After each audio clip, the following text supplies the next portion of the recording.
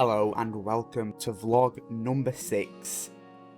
That's right, it has been a while unfortunately. It's been a couple of days since I last uploaded, however we are back. For the daily upload, we've got Uppermill today, we've got Heart's Head tomorrow, and then we're going to do some more of the Cat and Fiddle on the Snake Pass on the day after that.